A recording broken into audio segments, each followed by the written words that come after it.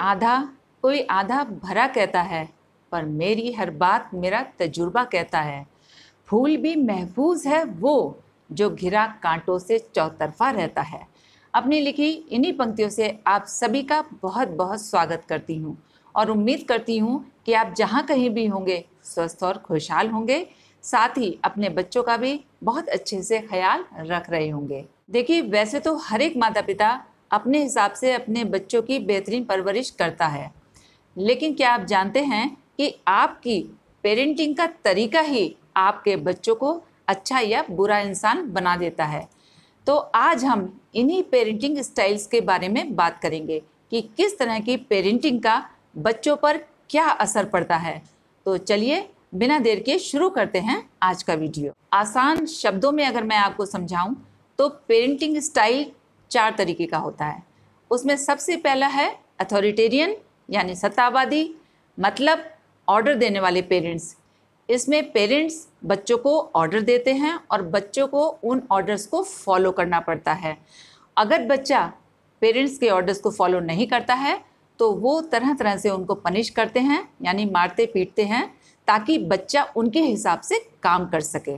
For example कि parents ने कहा कि अब पढ़ने बैठ जाओ तो बच्चा पढ़ने बैठ गया। पेरेंट्स ने कहा अब खाना खा लो तो बच्चे ने खाना खा लिया। पेरेंट्स को ऐसा लगता है कि उनकी पेरेंटिंग स्टाइल बहुत ही अच्छी है, वो अपने बच्चों को बहुत ही ओबीडिएंट और डिसिप्लिन बना रहे हैं। लेकिन मैं आपसे यही कहूँगी कि आपकी पेरेंटिंग स्टाइल बिल्कुल भी अच्छी नहीं है, क्योंकि आप बच्चों को ऑर्डर देते हैं, बच्चा आपको एज इट इज़ फॉलो करता है, यानी कि बच्चे ने सोचने समझने की शक्ति को बिल्कुल ख़त्म कर दिया। उसे लगने लगा है कि जैसे मेरे पेरेंट्स कह रहे हैं मुझे एज इट इज़ उनको फॉलो करना है। और ऐसे बच्चे अपने जब दिमाग का इस्तेमाल ही नहीं करेंगे तो वो बहुत ही दब्बू किस्म के और घोंचू किस्म के बच्चे बन जाते हैं। और इस तरह के बच्चों की जो डिसीज़न मेकिंग है वो बहुत ही पुअर होती है। वो कोई भी डिसीज़न नहीं ले पाते। वो ओबीडिएंट हो सकते हैं लेकिन सोसाइटी में कभी भी फिट नहीं हो पाते।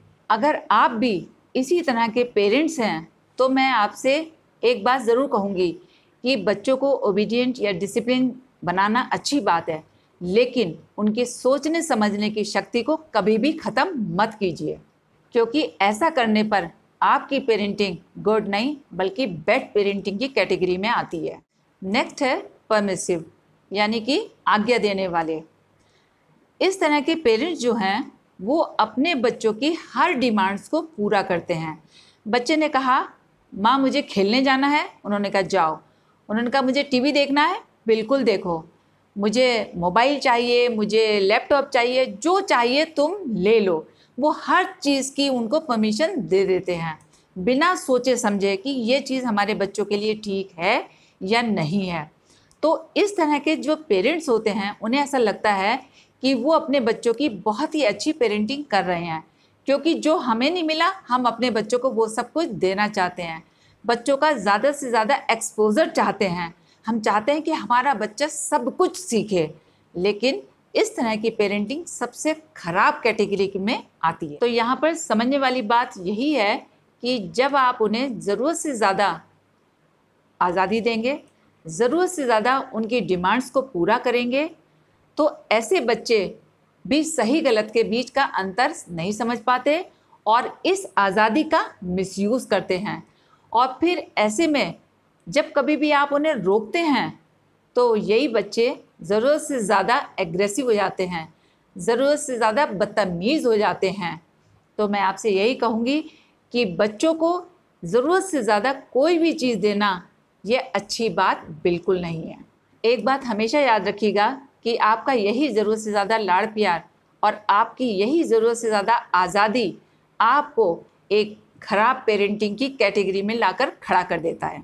अगर आप भी इसी तरह के पेरेंट्स हैं तो मैं आपसे यही कहूँगी कि अपने बच्चों को प्यार दीजिए, आज़ादी भी दीजिए, लेकिन एक लिमिट में। नेक्स्ट है नेग्लेक्टफुल या अनअटैच्ड पेरेंटिंग स्टाइल।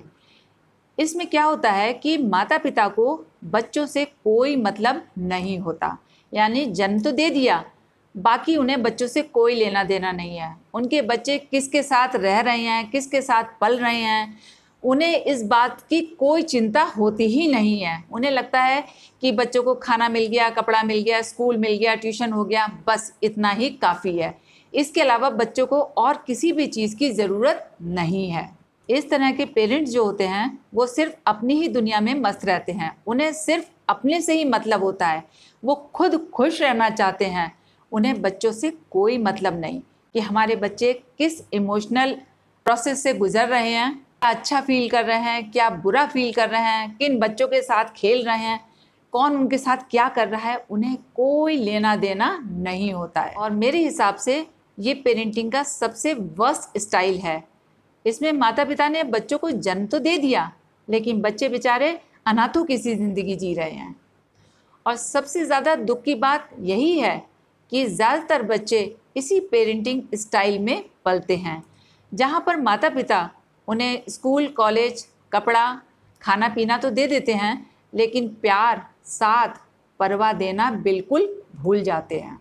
तो अगर आपका भी यही पेरेंटिंग स्टाइल है तो मैं आपसे यही कहूँगी कि बच्चों को अगर जन्म दिया है तो उनको पूरे प्यार, सम्मान और परवाह के साथ पालिए। लास्ट और सबसे बेस्ट पेरेंटिंग स्टाइल है डेमोक्रेटिक, यानी कि प्रजातांत्रिक। ये एक ऐसा पेरेंटिंग स्टाइल है जहाँ पर माता पिता और बच्चों के बीच एक ऐसा बॉन्ड होता है जहाँ पर माता पिता अपने बच्चों को अपने वैल्यूज़ देते हैं और बच्चा भी उन वैल्यूज़ को उसी तरह से लेकर आगे बढ़ता है। यानी कि माता पिता अपने बच्चों के मन की बात और बच्चे अपने माता पिता के मन की बात को बहुत अच्छे से समझते हैं। ये एक ऐसा पेरेंटिंग स्टाइल है जहाँ पर बच्चों पर किसी भी तरीके का कोई प्रेशर नहीं होता और माता पिता भी बड़ी आसानी से उनके ओवरऑल डेवलपमेंट में उनकी हेल्प करते हैं। अगर आप डेमोक्रेटिक पेरेंट्स हैं तो ऑल द वेरी बेस्ट। अपने बच्चों की ऐसे ही अच्छे से परवरिश करते रहिए।